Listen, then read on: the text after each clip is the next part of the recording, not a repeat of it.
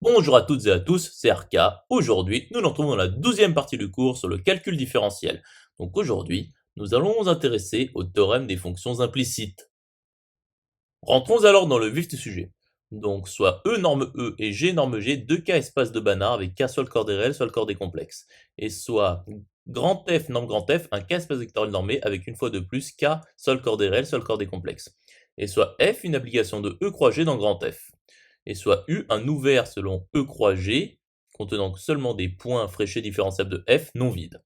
Et soit AB appartenant à U. Donc énonçons le théorème.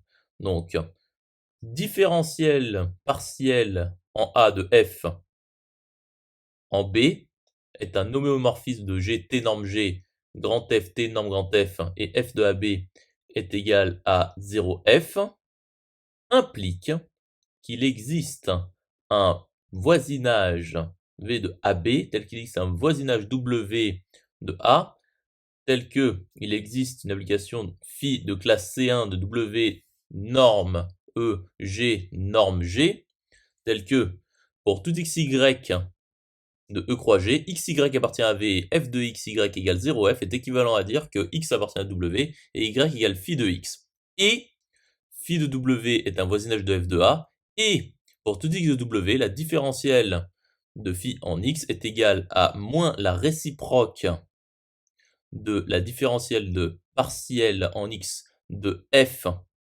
appliquée, enfin, en phi de x, rond la différentielle partielle en la seconde coordonnée en phi de x de x.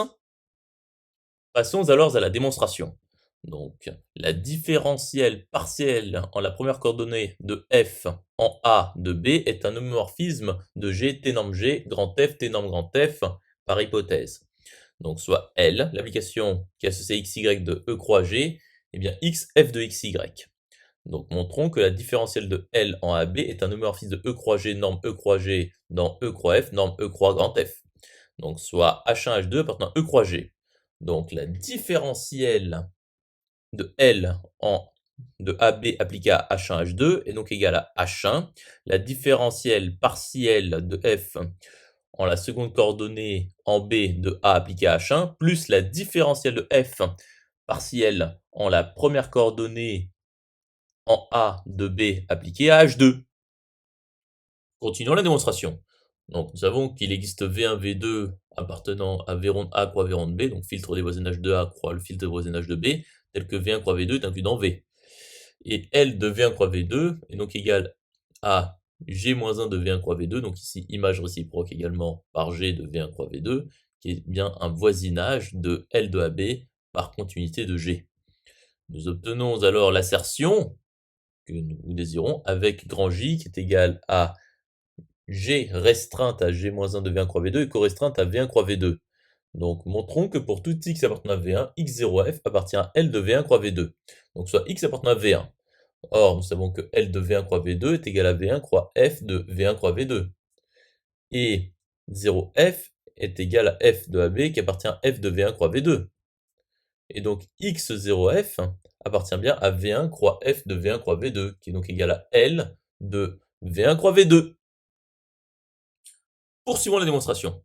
Donc, montrons qu'il existe O un voisinage de A tel que pour tout y de E croix G, xy appartient à V1 croix V2 et f de xy égale 0f est équivalent à x appartient à O et y est égal à la seconde projection, donc P2, de grand J de x0f, 0 grand F. Donc, posons O qui est égal à V1 qui est un voisinage de A. Donc, ça xy appartenant à E croix grand G quelconque. Donc, voyons l'implication directe. Donc, supposons que xy appartient à V1 croix V2 et f de xy égale 0f. Donc, x appartient à V1 qui est égal à O. Et donc, L de xy est égal à x0f. Et donc, j de L de xy est égal à j de x0f, 0 grand F. C'est-à-dire xy est égal à j dans j de x0f. Et donc, x est égal à la première projection de grand J de x0f, donc P1 de grand J de x0f, et y est égal à P2, la seconde projection, de grand J de x0f. Continuons la démonstration, donc voyons l'implication réciproque. Donc, supposons que x appartient à O qui est égal à V1 et y est égal à P2 de grand J de x0 grand F. Donc, nous savons que x0 grand F appartient à L de V1 croix V2 qui est égal à l'image réciproque par grand J de V1 croix V2. Donc ici même J-1. Et donc J de x0F appartient à V1 croix V2. Et donc y est égal à P2 de grand J de x0 grand F qui appartient à V2. Par conséquent, xy appartient bien à V1 croix V2. Or, xy est égal à P1 de J, grand J de x0 grand F, P2 de grand J de x0 grand F, qui est donc égal à J de x0 grand F. Et donc, L de xy est égal à L de grand J de x0 grand F, qui est donc égal à x0 grand F. Par conséquent, f de xy égale 0 grand F. Et phi, l'application qui est associée à h appartenant à O, P2 de grand J de H0F, est de classe C1 de O norme E, selon E, dans grand G, norme grand G. Poursuivons la démonstration.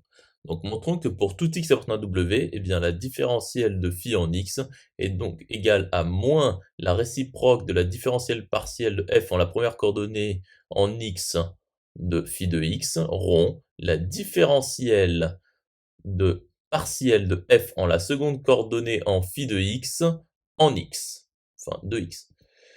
Donc, nous savons que pour tous x w, f de x phi de x est égal à 0 grand f. Donc, soit x appartient à w quelconque. Donc, la différentielle de f rond identité de e phi de x est égale à 0 L E grand F, c'est-à-dire une application nulle. C'est-à-dire la différentielle de f de x phi de x rond la différentielle de identité de E phi de x est égale à 0, c'est à l'application nulle. C'est-à-dire la différentielle de f en x phi de x rond l'identité de E différentielle de phi de x est égale à l'application nulle.